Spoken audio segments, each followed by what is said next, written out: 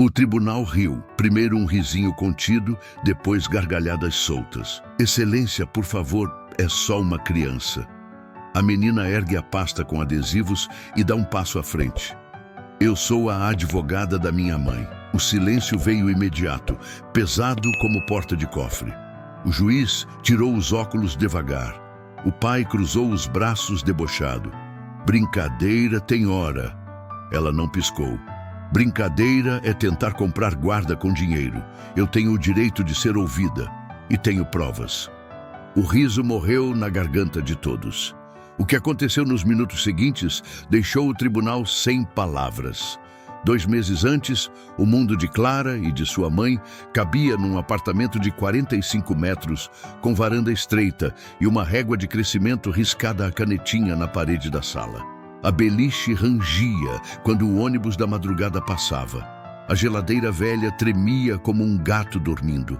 O varal na cozinha segurava meias, lembranças e contas pagas em dia. Marta saía às 5 da manhã para o hospital, uniforme azul e um pão com manteiga embrulhado em guardanapo. Voltava depois das 8 da noite com cheiro de desinfetante e o abraço que consertava o mundo. Ricardo, o pai, aparecia de tempos em tempos como propaganda na internet, sempre no pior momento, sempre barulhento, sempre por pouco tempo. Prometia parque, sumia, prometia presente, chegava com etiqueta, prometia estou mudando, mudava de assunto. Pensão, nenhuma. Fotos nas redes, muitas. Na quinta-feira em que a história começou, chovia miúdo e Clara estava gripada. Ela mexia num caderno de palavras difíceis, sublinhando resiliência, quando ouviu a voz de Ricardo no corredor. Alta demais, como se quisesse que o prédio todo soubesse o que ele tinha a dizer. Isso, doutor Arnaldo, guarda unilateral. O juiz vai comer na sua mão. A mãe não tem estudo, mal assina o nome. Eu fico com a menina e administro a grana. A caneca esbarrou no pires. Grana? Clara encostou a orelha na porta, o coração batendo feito martelo em construção. A indenização do avô dela tá para sair. Quando liberar, cai na conta do responsável legal. Adivinha quem? É só provar que a mãe é incapaz. Inventa que a menina fica sozinha, que falta na escola. Você sabe fazer. Clara não ouviu o resto. O corpo obedeceu antes da cabeça. Pegou o celular da mãe, abriu o gravador, apertou o botão vermelho. Aquilo não era plano, era instinto. Guardou o aparelho no bolso do moletom, voltou a encostar na porta. A palavra incapaz ficou latejando na cabeça dela como dor de dente. Minutos depois, no banheiro, sentada no piso frio, Clara ouviu a própria respiração, tentando virar calma à força. Não chorou por medo de si, chorou por aquilo. Mal assina o nome. Marta lia bula de remédio, orientações de máquina de lavar, bilhetes de reunião. Lenta, com o dedo marcando linha, mas lia. Era capaz de qualquer coisa que pedisse amor. No dia seguinte, Clara levou a gravação para a escola. Bateu à porta da sala dos professores no recreio. Tia Bia, posso falar? Beatriz, que tinha um diploma de letras e 2 anos de direito num passado convertido em giz, percebeu de cara que não era pedido de toalhinha extra. Fechou a porta, sentou ao lado, disse, fala, com aquela voz de quem conserta brinquedo quebrado. Clara contou em capítulos curtos, como quem tem pressa de tirar uma farpa. A ligação, a herança, a guarda, a incapaz. No fim, mostrou o celular. Bia deu play e a risada de Ricardo derrapou pela sala até bater numa prateleira de livros infantis. Vou te dizer 2 coisas, disse Bia quando a gravação acabou. Você é muito corajosa. E isso não vai ficar assim. À noite, Bia foi à casa de Marta. Sentaram as 3 na mesa de fórmica. Entre uma xícara de café e um pedaço de bolo simples, Bia traduziu lei para a linguagem de gente. Criança tem direito de ser ouvida quando a decisão afeta a vida dela. E guarda não é prêmio, é cuidado. Dinheiro ajuda, mas não compra presença. Marta respirou fundo, a mão amassando o guardanapo. Ele tem advogado, Bia. E eu tenho... o quê? Tudo o que o advogado dele não tem. Rotina, prova de cuidado e verdade, respondeu a professora. Vamos organizar o que já é de vocês. A mesa virou quartel-general. Bia trouxe pastas plásticas e etiquetas coloridas. Escola, saúde, casa, mensagens, fotos, leis. Clara virou arquivista. Furava papel, grampeava, colocava datas. Marta virou secretária de si mesma. Buscou declarações na escola. Atualizou a carteira de vacinação. Fotografou cada cômodo. Cama esticada, geladeira com verduras, prateleira de livros, a mesa onde Clara fazia lição. Dona Carmen, vizinha do 302, apareceu com um caderno revelação, páginas e páginas com datas que provavam que Clara ficava com ela nas férias e nunca sozinha. Para Clara, Bia inventou jogos. Ache a mordaça, ler um texto e grifar qualquer frase que tentasse calar alguém. É proibido comentar sobre o processo. Fica vedada qualquer reclamação. Erro de argumento, descobrir exageros, sempre, nunca, e buracos, incapaz, sem prova. Traduza a cláusula, transformar poder familiar em responsabilidade de cuidar de verdade. Clara ria quando acertava, mordia o lábio quando travava e repetia o mantra que tinha escrito num post-it colado no armário. Amor não é patrimônio. É presença. No sábado chegou Nando, defensor público e amigo de Bia do tempo da faculdade. Trouxe um olhar de quem viu muita coisa repetida e uma paciência silenciosa. Transformou a sala num mini tribunal. 3 cadeiras, o abajur virou microfone, a cesta de roupa virou o banco das testemunhas. O juiz vai te ouvir, garantiu Nando. Talvez ele peça para você não dizer advogada. Tudo bem. O importante é você fala. Fala devagar, olha para ele, respira. E quando alguém te interromper, peça para terminar. Com licença, meritíssimo, eu ainda não terminei. Treinaram 20 vezes. Na primeira, Clara esqueceu a metade das frases e ficou com vontade de chorar.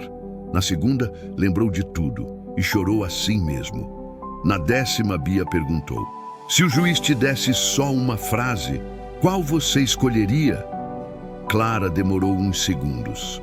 Eu não quero ser rica com um pai que não me ama. Eu quero ser feliz com a minha mãe. Nando sorriu de canto, gesto de quem vê a peça certa entrar no lugar certo. Anotou num papel e guardou no bolso do paletó. Nos dias seguintes, cada rotina virou prova. Clara pediu à professora para carimbar um quadro com entradas e saídas. Notícia boa. Nunca ficava sozinha depois das 6. Marta sempre a buscava. O posto de saúde forneceu histórico de consultas. A escola escreveu uma carta. Clara é aluna dedicada, assídua, com notas altas e presença de responsável em todas as reuniões. Bia redigiu um índice. Prova 1, boletins. Prova 2, declaração da escola. Prova 3, fotos da residência. Prova 4, carteira de vacinação. Prova 5, mensagens. Prova 6, testemunhas. A pasta de mensagens doeu. Marta não queria imprimir porque era feio ver no papel o eco do silêncio de outro. Mas Bia explicou que às vezes é preciso olhar o silêncio. Então, imprimiram. Ricardo, a apresentação da Clara é hoje, 18 horas. Resposta, Bills. Outro, Clara com febre, consulta amanhã, 9 horas. Resposta, nenhuma. Mais outro, boletim saiu, média 9,6. Resposta, ok. Na véspera da audiência, a casa estava arrumada como dia de visita importante. Clara tomou banho, vestiu a roupa que Marta tinha passado com carinho dobrado. Revisaram as pastas. Bia chegou com uma garrafinha d'água e 2 balinhas de hortelã para quando a boca ficasse seca. Nando telefonou do plantão. Vai dar tudo certo. Se te provocarem, é porque não tem argumento. Na cama, Clara demorou a dormir. Marta deitou ao lado e no escuro disse: filha, aconteça o que acontecer, você já me deu o maior orgulho da minha vida. E você já me deu tudo, mãe. respondeu Clara, virando o rosto no travesseiro. O resto a gente aprende. O amanhecer da audiência cheirou a ônibus, lavando as ruas. No ponto, Marta segurou a mão da filha com a força exata, nem de ferro, nem frouxa. Bia encontrou as duas no caminho. Nenhuma quis falar muito. Havia coisas que precisavam do silêncio antes, como massa de bolo descansando. No fórum, o saguão era um aquário de gente apressada. Clara se sentiu pequena por 3 segundos e depois se lembrou da frase. A barriga acalmou, como o mar que entende a maré. Na sala de audiência, Ricardo já estava instalado. Terno novo, pulseira brilhante, um cheiro caro. O advogado, Dr. Arnaldo, empilhava papéis como quem arma um castelo. Ao ver Clara com a pasta de estrelas, Ricardo soltou um sorriso torto, daqueles que servem para empurrar os outros para baixo. A escrevente chamou o processo. Todos entraram. O juiz, Roberto Amaral, 50 e poucos anos, olhos de quem ouviu mais do que falou a vida inteira, cumprimentou, conferiu documentos, pediu bom dia à sala, começou. O advogado falou primeiro. Falou de melhor interesse, de estabilidade financeira, de moradia adequada. Pintou com palavras um quadro em que dinheiro era sinônimo de futuro e afeto podia esperar. Enquanto ele falava, Clara olhou para a mãe. Marta apertava um lenço no colo. Bia fez que sim com a cabeça, um sim miudinho que dizia: estamos aqui. Quando o advogado terminou, o juiz voltou-se para Ricardo. O senhor deseja acrescentar algo? Desejo, sim, meritíssimo. Minha filha precisa do que eu posso dar. Escola melhor, plano de saúde melhor, cursos, viagens. A mãe dela é boa, mas limitada. A palavra limitada soou como tampa de panela batida. Bia fechou os olhos por meio segundo. Clara ficou de pé antes de pensar. A pasta veio junto, como extensão do corpo. Eu sou a advogada da minha mãe. O riso estourou num canto. O advogado ajeitou o paletó, pronto para um discurso sobre protocolos. O juiz levantou a mão, segurando o ar. Sem títulos, disse, gentil. Mas a menor será ouvida. Ricardo deu um risinho. Brincadeira tem hora. Clara não piscou. Brincadeira é tentar comprar guarda com dinheiro. Eu tenho o direito de ser ouvida e tenho provas. O silêncio invadiu a sala como água. O juiz tirou os óculos devagar, encarou a menina, depois a mãe, depois o pai. Esticou a mão e a escrevente trouxe um copo d'água para Clara. Você vai falar, disse o juiz com voz que acalmava cachorro assustado. E nós vamos ouvir. Clara respirou. Bia sentiu o ar voltar ao peito. Marta apoiou os cotovelos nos joelhos, como quem reza sem palavras. Comece do início, pediu o juiz. Clara abraçou a pasta, como quem segura uma história que não pode cair no chão. Abriu na primeira aba, escola, e levantou os olhos. Antes de qualquer coisa, meritíssimo, quero dizer uma frase. É a minha verdade e a razão de eu estar aqui. Amor não é patrimônio, é presença. Depois, se o senhor permitir, eu provo. O juiz assentiu, sério. Clara olhou de relance para o pai. Queria muito que ele quisesse entender. Mas aprendeu nos últimos dias que algumas pessoas confundem amor com recibo. Respirou outra vez. A voz veio firme, como se tivesse treinado por anos. Prova 1. E naquele instante, com a sala parada, canetas suspensas, olhos grudados nela, começou a história que colocaria um tribunal inteiro para ouvir uma menina de 8 anos como nunca tinham ouvido ninguém. Prova 1. Escola, disse Clara, abrindo a primeira aba da pasta de estrelas. Declarações oficiais, boletins e o quadro de entrada e saída. Eu nunca fico sozinha. Minha mãe me busca todos os dias às 18 horas. Está assinado pela coordenação e carimbado. A escrevente levou o maço de papéis até o juiz. O advogado de Ricardo, Dr. Arnaldo, ergueu o braço como quem pega carona numa freada. Protesto, Excelência. Documentos escolares são parciais. Professores costumam se solidarizar com mães solteiras. Bia, na última fileira, fechou os olhos por meio segundo. Marta apertou o lenço no colo sem respirar. O juiz folheou com calma. Havia boletins com médias altas, registros de presença, convites de reunião assinados por Marta, bilhetes de orientação assinados de volta. Uma professora havia escrito à mão: Clara é aluna dedicada, assídua e afetuosa, responsável sempre presente. Parcialidade existe em todo ser humano, doutor, disse o juiz sem ironia. Mas há carimbos, datas e assinaturas diferentes aqui. Não é um bilhete isolado. Acolho a prova. Clara respirou, apoiando a borda da pasta no quadril. Prova 2. Saúde. Histórico do posto. Carteira de vacinação. Consultas e exames dos últimos 2 anos. Todos pagos pelo plano da empresa da minha mãe. Tem também a declaração do pediatra dizendo que eu nunca faltei às consultas de acompanhamento. E uma nota. Quando tive febre alta no inverno passado, minha mãe me levou ao pronto atendimento às 2h17. Aqui está a pulseira com o horário impresso. A pulseira branca plastificada tinha o número e a hora. Parecia pequena demais para a importância que carregava. O advogado inclinou o corpo para ver melhor, a boca pronta. Excelência, ninguém está dizendo que a requerida não ama a filha. O ponto é que amor não paga a escola. O requerente tem mais condições. A guarda com o pai amplia oportunidades. Clara não olhou para o advogado. Olhou para o juiz. Eu entendo que dinheiro compra coisas, mas presença compra segurança. Quando eu tive febre, quem me levou ao hospital foi quem estava lá. O senhor pode ver os horários. O juiz pousou a pulseira sobre as declarações, alinhou as folhas com um gesto que parecia hábito. Prova 3. Casa. Clara virou a aba seguinte.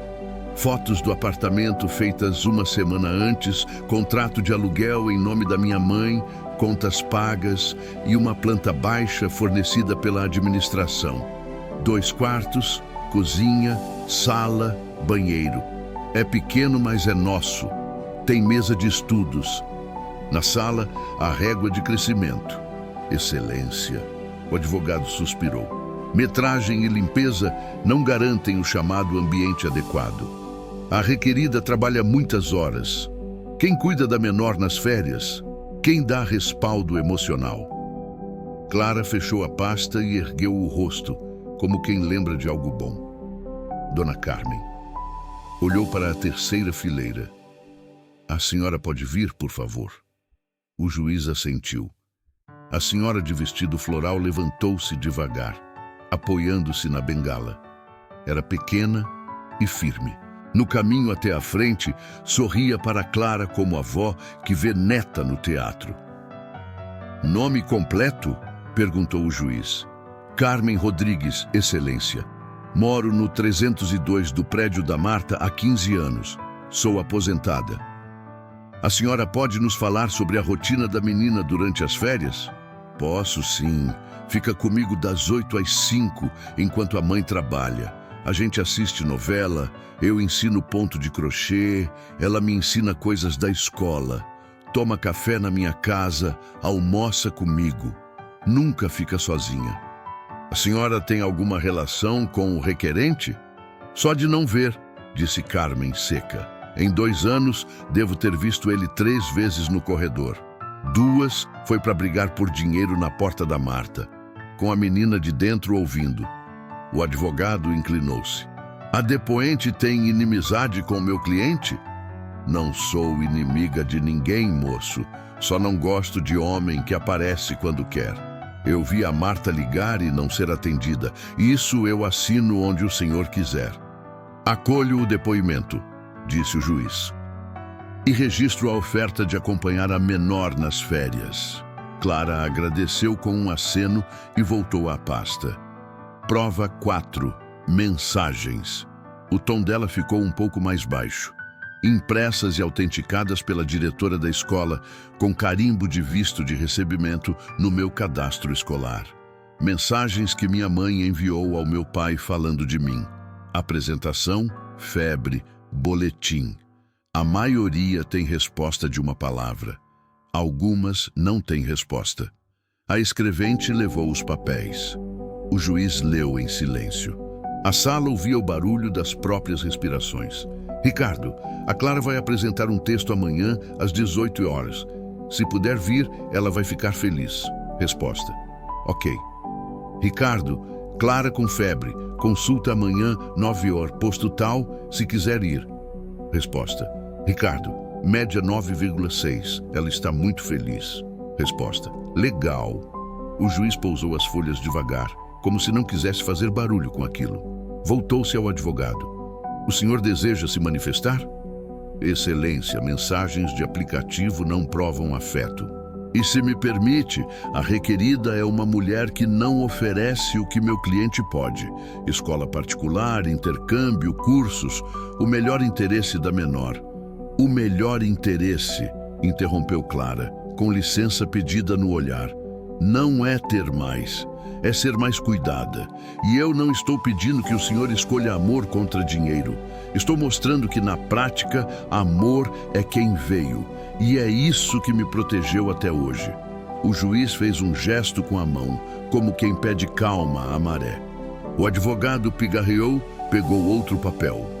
Excelência, pedimos a oitiva do assistente social que visitou o domicílio do requerente semana passada. Ele traz relatório. A porta se abriu para um homem de colete com crachá. Ele se apresentou com voz clara. Relatou um quarto planejado, roupas novas, mesa de estudos com computador, voucher de curso de inglês. A cada item, Ricardo sorria como vendedor que lista itens de série. Importante, disse o assistente olhando as próprias anotações. O pai manifestou disposição em se aproximar, relatando arrependimento pelas ausências. Diz estar transformando hábitos e buscando terapia. Recomendo visitas assistidas caso a guarda permaneça com a mãe. Ricardo abriu um sorriso, o tipo de sorriso que se abre sozinho. Obrigado, disse o juiz. A recomendação será avaliada com o conjunto de provas. Dr. Arnaldo se adiantou. Excelência, pedimos também a oitiva de uma testemunha surpresa. Natália, babá profissional, contratada pelo requerente para acompanhar a menor nos próximos meses. Ela tem cursos, experiência, referências. Clara trocou um olhar com Bia. Bia não fechou a cara, fechou a postura. Costas retas, olhos atentos. O juiz avaliou. É inusual em audiência de guarda, mas ouvirei. Com limites. Chame a testemunha. Entrou uma moça de uniforme limpo, cabelo preso, olhar tenso. Segurava uma pastinha. Nome? Natália Alves. Sou babá há 8 anos. A senhora conhece a menor? Não pessoalmente, excelência. Fui chamada para começar caso a guarda seja deferida ao pai. Fiz um plano de rotina. Escola, alimentação, acompanhamento de estudos. O advogado sorriu com dentes. Vejam, excelência. Rede de apoio profissional. Enquanto a requerida depende de vizinha idosa, o requerente contrata pessoas capacitadas. Clara levantou a mão. Posso fazer perguntas? Pediu ao juiz. Um calma e respeito pode. Clara virou-se para Natália. Dona Natália, a senhora é profissional. Se ninguém lhe contratasse, a senhora ficaria com uma criança de graça? Não, ela respondeu sem entender. Eu vivo disso. Claro, a senhora gosta de crianças? Muito. Se a senhora ficasse doente num dia, quem substituiria? O pai? Eu imagino que sim. Ele disse que ajudaria. Ele explicou o motivo da guarda? Disse que queria a filha por amor. Natália respondeu, um pouco desconfortável. Clara assentiu. Obrigada. Eu só queria mostrar que cuidar também dá trabalho. A senhora recebe para isso o que é justo. Minha mãe não recebe para ser mãe. Ela faz mesmo assim todo dia. O juiz segurou um sorriso. O advogado pigarreou de novo. Parecia que o pigarro era o jeito mais educado que encontrou de dizer não gostei. Excelência, a menor tem verve, reconheço, disse ele, mas precisamos voltar ao jurídico. A gravação que ela alega possuir é ilícita, prova clandestina. Pedimos seu desentranhamento. A palavra desentranhamento caiu na sala como peça de metal. Clara sentiu a mão suar. Lembrou a voz de Nando: quando te cortarem na forma, volta para o conteúdo com calma. Pegou o celular com segurança, mas não o ergueu. Eu não vou tocar agora, Excelência. Entrego ao senhor. Não gravei por vingança.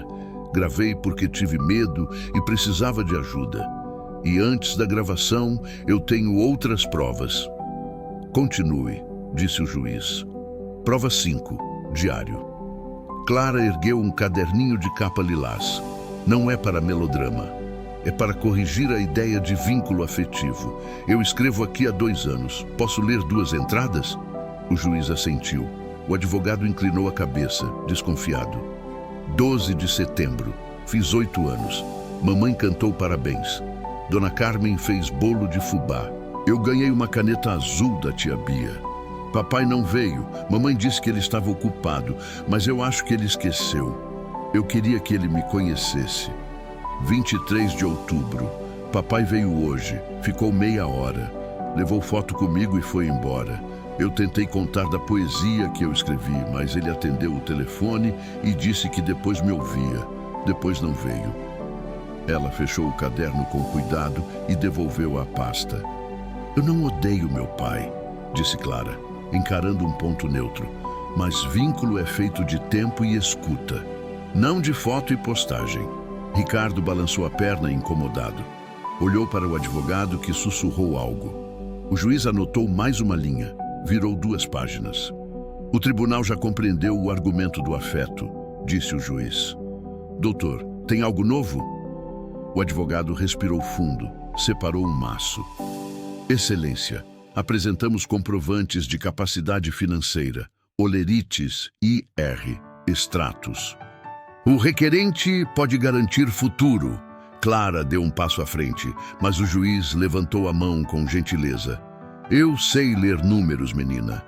Eles pesam, mas eu também sei ouvir infância. Ambas as coisas importam. O silêncio pesou um pouco menos. Por alguns instantes, parecia que dava para ouvir o prédio inteiro respirando junto com a sala.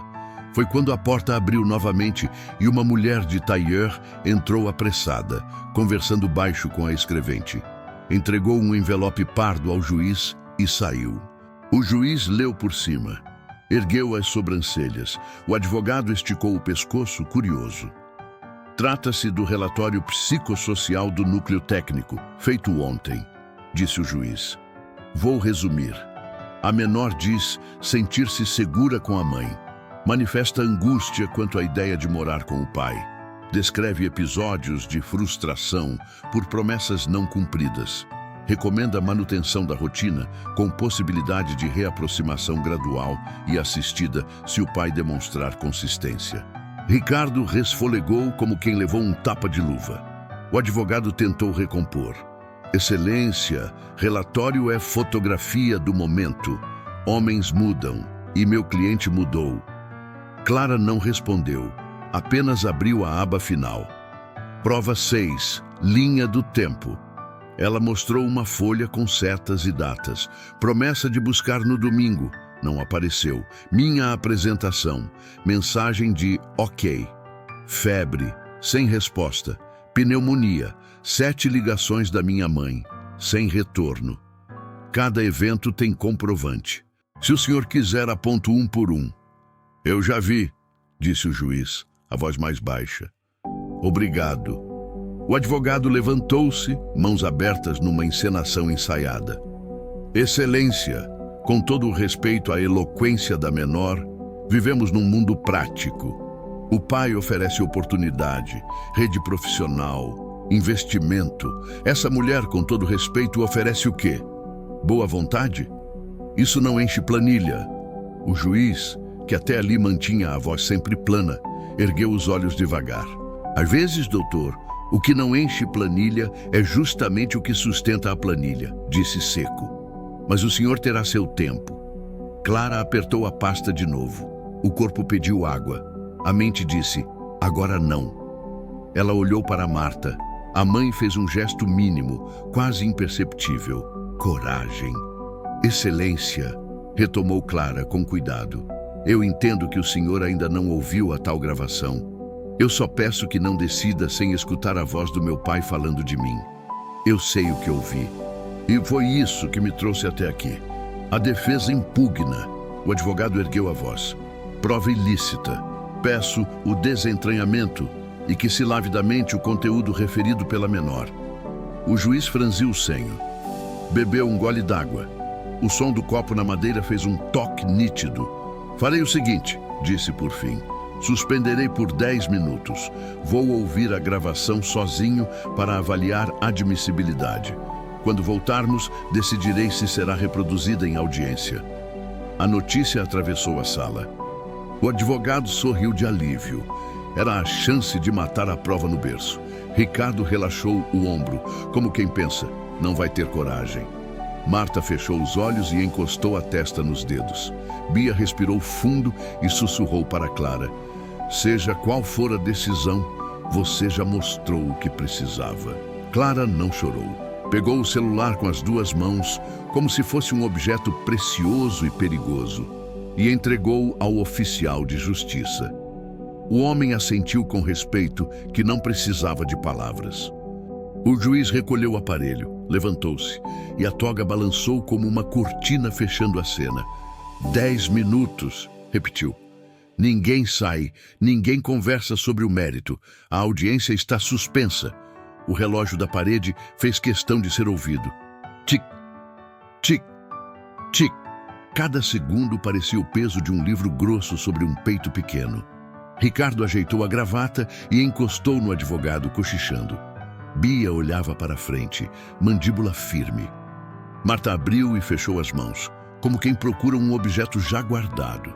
Clara olhou para o post-it amarelo que, na cabeça dela, continuava colado no armário. Amor não é patrimônio, é presença, repetiu sem som. Pensou no sábado do ensaio com o abajur de microfone. Pensou no pedaço de bolo de fubá de Dona Carmen. Pensou na pulseira do pronto atendimento, fria, com números que eram horas de afeto. O juiz não demorou 10 minutos. Voltou em 7. O rosto não dizia sim nem não. Dizia peso. Pousou o celular na mesa. Olhou a sala inteira, como quem mede a respiração de um aquário. Retomemos, disse, e a caneta pousou no papel. Doutor Arnaldo abriu a boca antes da hora. Excelência, peço a palavra para reforçar. Depois, doutor, cortou o juiz polido. Antes, a minha decisão sobre a gravação. Clara sentiu o corpo inteiro ficar em modo de espera. As unhas não tocavam em nada. O chão parecia ligeiramente inclinado. Quanto à admissibilidade, declaro que... A frase ficou no ar. O advogado endireitou a postura, preparado para comemorar. Marta segurou o lenço como quem segura uma corda. Bia mordeu o lábio. Clara, com a pasta de estrelas no colo, não piscou. O desfecho daquele declaro que... Era tudo o que separava a sala de duas histórias. Uma em que a verdade era escutada, outra em que a forma matava o conteúdo. E a menina que aprendera a transformar vida em prova, entendeu com uma clareza dolorida que às vezes o que faz a justiça justa é justamente quem está sentado naquela cadeira. O juiz inspirou, como quem colhe força onde não tem plateia. Abriu a boca. E então... Quanto à admissibilidade, declaro que a gravação será ouvida, disse o juiz enfim. Há entendimento consolidado de que a gravação realizada por um dos interlocutores é lícita quando usada para defesa de direito. A menor relata ter gravado com medo, para se proteger. Fica deferida a reprodução, com registro nos autos. O ar mudou de densidade. O sorriso do advogado secou. Ricardo, que já começava a ajeitar a gravata em comemoração antecipada, recolheu a mão. Clara não se mexeu. Só respirou como quem chega ao trecho mais íngreme da subida. "Oficial, por gentileza", ordenou o juiz. O som encheu a sala. Chiado de ligação, ruído de ambiente, o timbre inconfundível de Ricardo, seguro de si como sempre. "Escuta bem, doutor, eu quero a guarda rápido. Não me importa o que você tem que inventar." Uma caneta rolou e parou no carpete. A voz prosseguiu cristalina. "A menina vai herdar quando fizer 18. Coisa grande. Se eu tiver a guarda, eu administro. A mãe não sabe ler direito, imagina entender de herança. A gente dá um jeito. Diz que a menina fica sozinha, que falta na escola." "Basta." O juiz ergueu a mão e o oficial pausou. O silêncio que sobrou era de pedra. Dr. Arnaldo se levantou num salto. "Excelência, contexto. Trata-se de bravata em conversa privada." O requerente exagerou.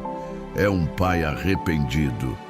"Arrependimento não apaga planejamento, doutor", cortou o juiz, firme sem elevar o tom. "E o que ouvi não é figura de linguagem, é estratégia."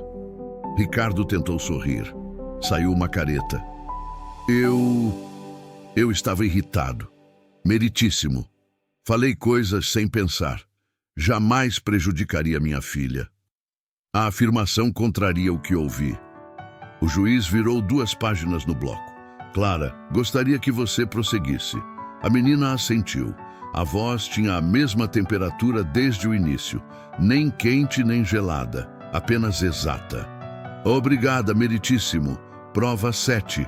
Transcrição resumida, com data e hora." Apontou para o papel que a escrevente recolheu.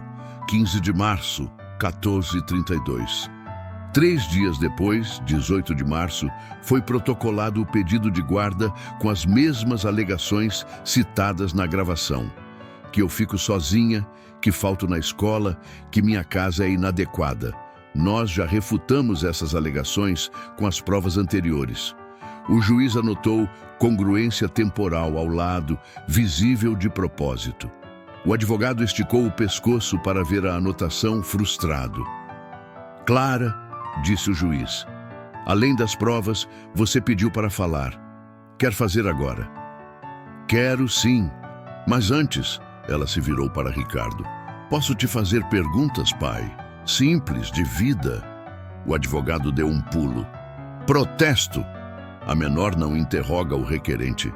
"Relaxe, doutor", respondeu o juiz, ainda sem aspereza. "Perguntas objetivas e respostas objetivas.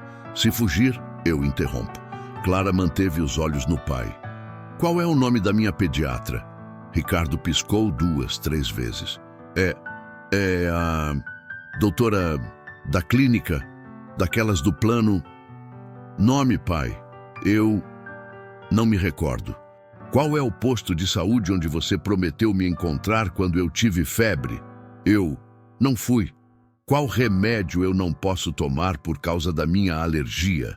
Ricardo abriu a boca e fechou. O advogado, mortificado, mexeu em papéis como quem procura um atalho que não existe. "Qual o nome da minha professora?" Clara persistiu. "Só o primeiro. Eu acerto o sobrenome." Silêncio. Ricardo baixou os ombros.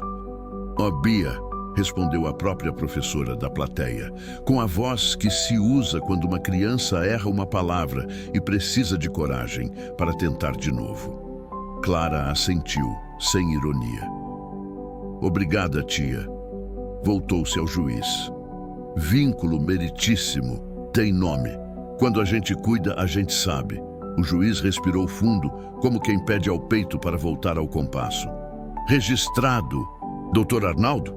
O advogado tentou ganhar terreno. "Excelência, ainda que o passado do requerente mostre falhas, ele se reergueu. Hoje apresenta estrutura superior, plano educacional, rede de profissionais. A requerida ama, sim, mas o amor isolado não garante o melhor interesse." Clara ergueu a aba linha do tempo outra vez. O melhor interesse não é trocar presença por promessa com recibo, doutor. Se o senhor me permite, eu gostaria de explicar o que estrutura significa para uma criança. O juiz acenou. O advogado calou por falta de chão. Estrutura para mim é acordar sabendo quem vai me buscar, não esperar por alguém que não vem. É ter o número da Dona Carmen colado na geladeira e saber que se a minha mãe atrasar, eu subo para o 302. É ter remédio no armário e pijama extra na mochila. É ser vista. Isso não custa caro, custa tempo. Na última fileira, Marta fechou os olhos para não chorar alto. Dona Carmen apertou a bengala com as duas mãos. Bia mordeu a parte de dentro da bochecha para caber no silêncio. O juiz inclinou-se, apoiando os cotovelos na mesa. Clara, você mencionou que não tocaria a gravação se eu não autorizasse e cumpriu. Obrigada pelo respeito. Agora me diga, por que você veio até aqui deste jeito? Porque eu aprendi uma frase, meritíssimo, disse Clara sem olhar para o papel. Amor não é patrimônio, é presença. E eu não quero que a justiça confunda as duas coisas. Se a gente aceita que dinheiro substitui cuidado, a gente vende a infância. Um suspiro coletivo percorreu a sala. Não era ensaio, era a vida repetindo a si mesma de outro jeito. Ricardo bateu o indicador no joelho impaciente. Chega de discurso, vocês estão manipulando a menina. A mãe encheu a cabeça dela contra mim. Ela não sabe o que fala. O juiz desviou o olhar para o pai com uma frieza que só os anos dão. O senhor está advertido, disse, cortante. Respeite a menor. Respeite a mãe. Respeite a sala. Ricardo mordeu o lábio. O advogado tocou-lhe o braço sob a mesa pedindo silêncio. Excelência, posso complementar? Bia ergueu a mão desde a plateia. Fui arrolada previamente como testemunha. A diretora enviou minha declaração por escrito, mas posso prestar palavra. Traga a testemunha, disse o juiz. Bia se colocou ao lado, mãos unidas à frente, postura de professor em reunião difícil.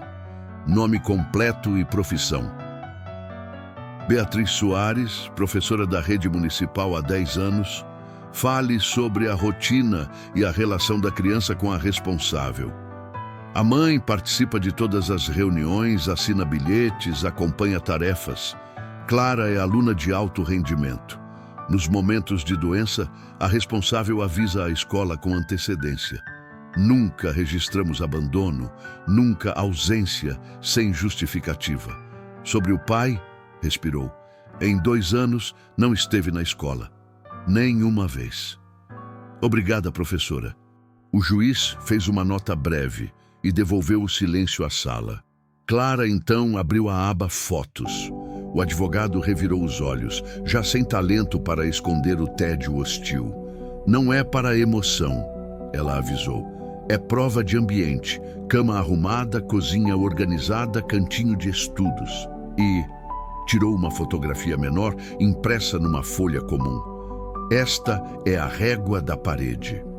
Toda vez que eu cresço meio centímetro, a minha mãe desenha a linha com canetinha roxa. O senhor não precisa olhar se não quiser, disse para o advogado, gentil de propósito, mas para mim isso é lar. O juiz rodou a foto com cuidado, como se temesse borrar uma lembrança. Pousou-a de volta, mais devagar do que qualquer foto exigiria. Excelência, a voz de Dr. Arnaldo saiu áspera. A requerida oferece afetos. O requerente oferece oportunidade.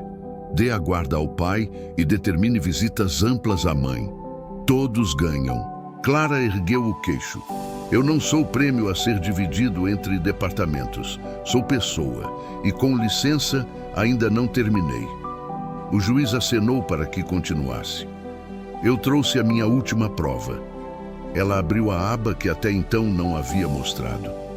Prova 8. Escolhas. Não é documento, é declaração. Se esta corte considerar que o dinheiro é argumento, eu peço que seja registrado que eu não quero, que não aceito, que minha vida seja movida por uma herança. O valor que falam é do meu avô. Eu aceito amor, Não aceito ser usada. Protesto!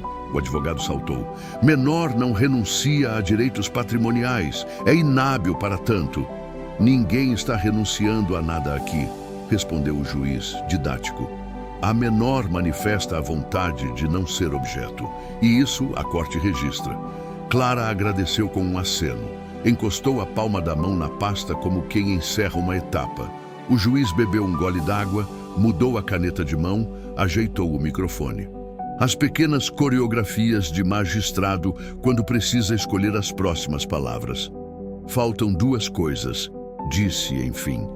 Ouvir a contradita do requerente sobre a gravação e colher a última palavra da requerida. Depois, eu decido. Voltou-se a Ricardo. O senhor deseja explicar o áudio? Ricardo pigarreou. A voz veio embalada num verniz que ele achava convincente. Eu estava desesperado, Excelência. Tenho pouco estudo, falei besteira. Quis impressionar o advogado. Estou em terapia. Estou mudando. Eu amo minha filha. Quero dar o melhor para ela. Cansei de ver gente pobre se contentando com migalhas. Quero sim oportunidade para a Clara. A mãe dela pode ter coração bom, mas não tem horizonte. A palavra migalhas saiu torta e machucou a sala. O juiz encarou o homem por 3 segundos inteiros, longos como ponte sobre rio. Clara tem horizonte, disse sem pressa. Está no olhar de quem a criou e na rede que a sustenta. O que o senhor não tem é histórico que confirme o discurso. Virou-se a Marta. Dona Marta, a senhora gostaria de dizer algo? Marta ficou de pé devagar, como se puxasse o corpo por dentro. Gostaria, sim. A voz saiu baixa, mas com coluna. Eu errei muitas coisas na vida, Excelência. Nunca errei com a minha filha. Não bebo, não sumo, não minto. Eu trabalho e volto para casa.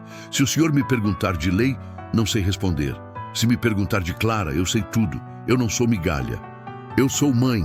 Uma onda de murmúrios rodou a sala e morreu na borda do carpete. O juiz assentiu com respeito. Obrigada. Respirou. A audiência terá 5 minutos de pausa. Na volta, passo a decisão. O martelo tocou a madeira com um som de ponto e vírgula. Não era um fim, era a última curva antes do fim. As pessoas se mexeram como quem acorda de um transe coletivo.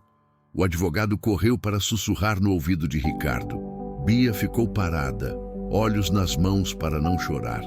Dona Carmen fez um carinho rápido no ombro de Marta. Clara sentou devagar, a pasta de estrelas no colo, como sempre. Seus dedos tremiam um pouco, finalmente, agora que não precisava segurá-los no lugar. Você foi gigante, disse Bia, num sopro. Você já era, completou Marta, e o sorriso vinha com água. Clara não sorriu de volta. Exausta, fechou os olhos por alguns segundos e ouviu o som do tribunal. Passos, papéis, cadeiras recuando, alguém tossindo, a porta abrindo e fechando. Tudo banal. Tudo imenso naquele dia. O relógio disparou 30 segundos, 40, 60. A pausa de 5 minutos virou 4,5, porque o juiz voltou antes. A toga atravessou de novo a porta, a expressão de quem acabou de conversar a sós com a própria consciência. Todos se recompuseram. O juiz se sentou. Tocou o microfone. Olhou primeiro para Clara, depois para Marta, por fim para Ricardo. A sala, sem ser combinada, prendeu a respiração. Retomemos, disse, sem muletas de linguagem. Esta é uma decisão difícil pelo peso humano, mas simples pela prova. Clara apertou a borda da pasta até os dedos ficarem brancos. O advogado ajeitou a gravata. Ricardo engoliu em seco. Marta fechou os olhos e abriu, como quem pisa na água gelada antes de se jogar. Pelo conjunto probatório, pela manifestação clara e pela proteção do melhor interesse da menor, este juízo, a sala inteira encostou no futuro. E então, antes que a frase virasse decreto, uma voz estourou do lado direito. Eu não aceito! Ricardo levantou, atropelando a própria cadeira. Vocês estão roubando minha filha! O oficial se moveu num reflexo. O juiz ergueu a mão. Não. O magistrado encarou o homem como se segurasse uma corda que poderia arrebentar. Sente-se. Uma única palavra, de chumbo. Ricardo, surpreendido pelo próprio eco, sentou. A sala voltou a ser sala. O juiz retomou a frase a partir do lugar exato em que havia parado, como quem recola um vaso trincado sem perder a forma. Este juízo vai decidir. Clara respirou. Apertou o post-it invisível. Amor não é patrimônio, é presença. Sentiu a mão de Marta tocar sua nuca por um segundo, a bênção que sempre vinha antes de qualquer coisa grande. O juiz ergueu a caneta. A ponta tocou o papel. A voz começou a ler. Pelo conjunto probatório, pela manifestação clara da menor e pelo princípio do melhor interesse da criança, este juízo mantém a guarda unilateral de Clara Alves com sua mãe, Marta Alves. Leu o juiz, sem pressa. Indefiro o pedido de guarda do requerente. O som que veio não foi de aplauso, foi o suspiro coletivo de quem estava segurando o ar havia muito tempo.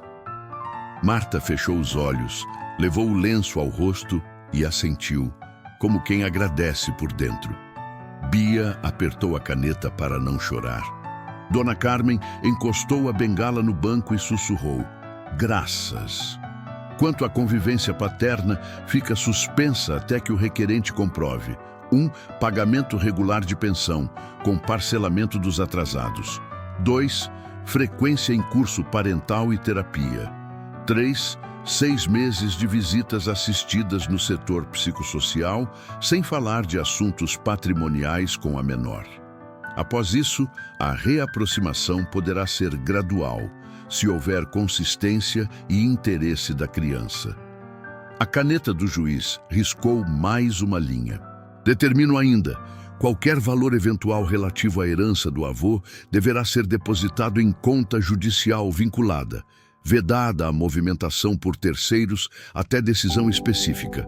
Fica registrado em ata o desejo da menor de não ser objeto de disputa patrimonial. Ricardo mexeu na gravata, o rosto em febre baixa. O advogado tentou uma última ponte. Excelência, será que poderíamos ao menos... Poderíamos, doutor, se o histórico não fosse o que é. O senhor ouviu a gravação. Esta corte não punirá afeto, mas não premiará oportunismo. O juiz virou-se a Ricardo.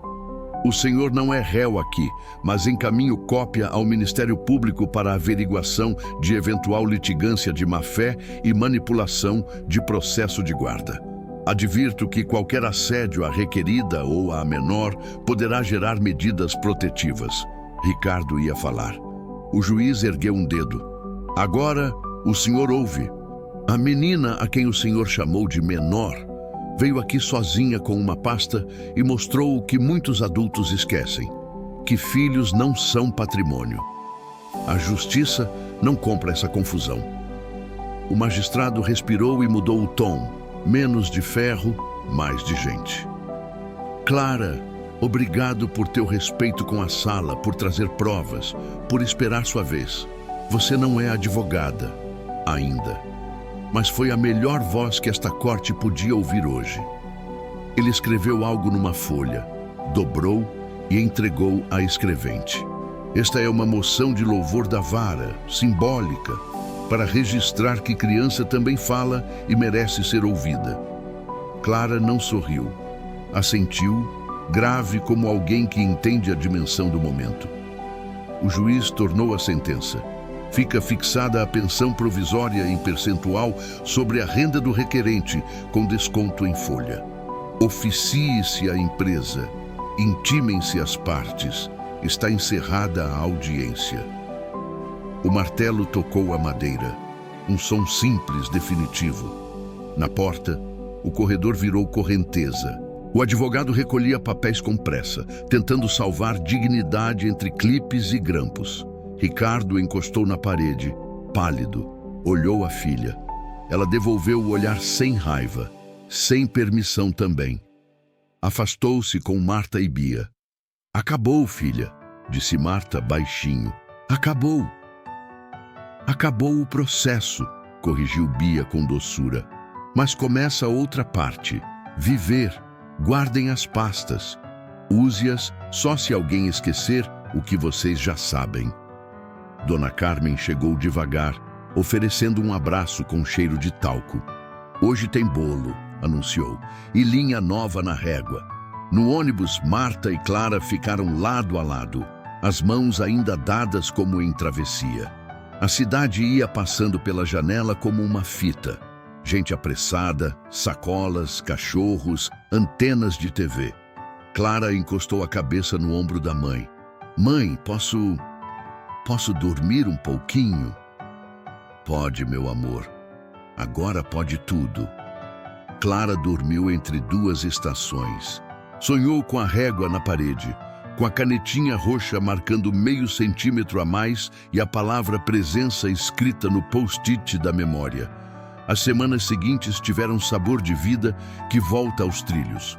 Tarefa feita na mesa, médico marcado sem correria, sábado no 302, com Dona Carmen vendo novela e testando biscoito de polvilho, aulas com tia Bia falando de poesia e de crase.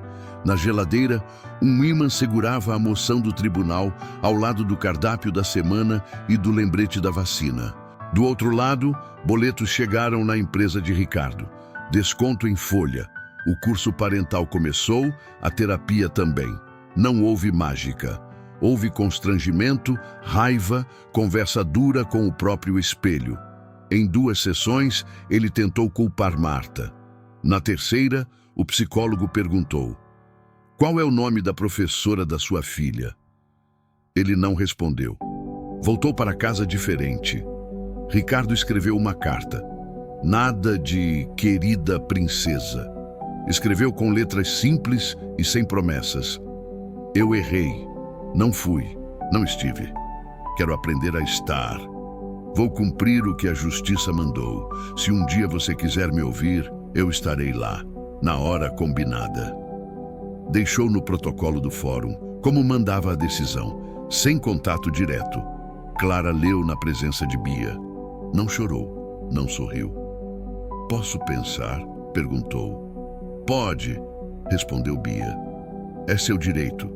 6 meses depois, no setor psicossocial, uma sala com paredes claras, brinquedos alinhados e 2 cadeiras de plástico.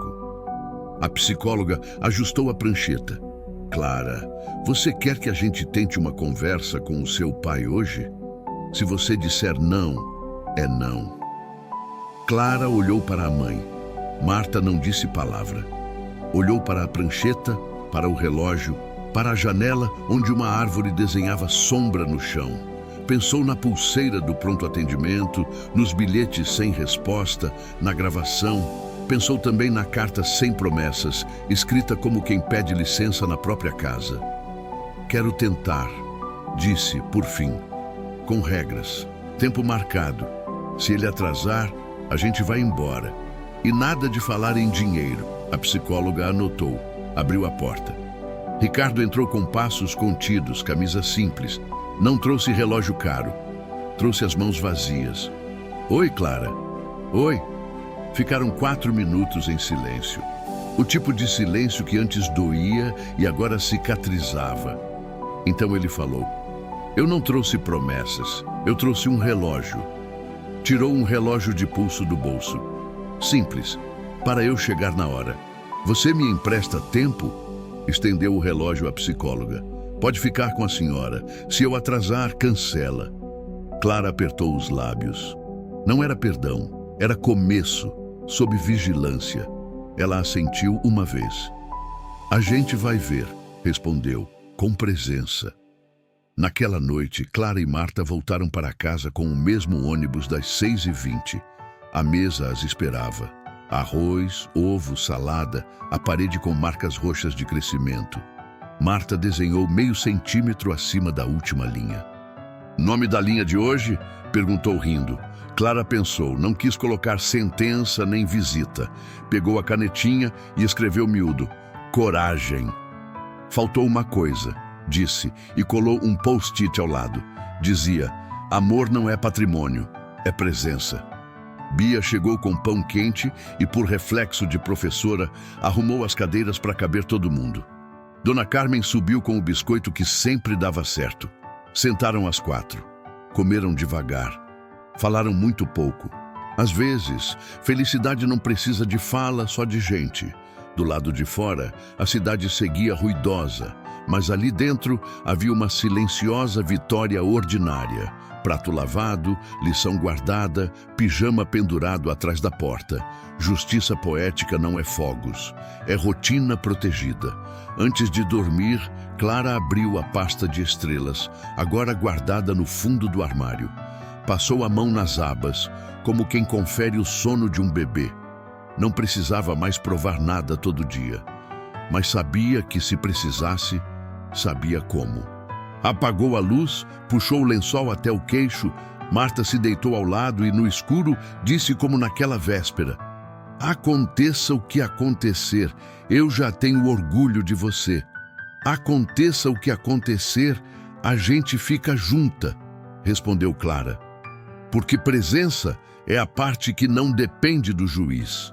No silêncio da casa pequena, a frase ficou boiando no ar, como aquelas coisas simples que carregam um mundo.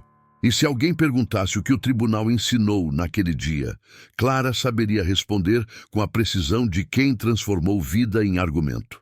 A infância não tem preço, tem quem fique.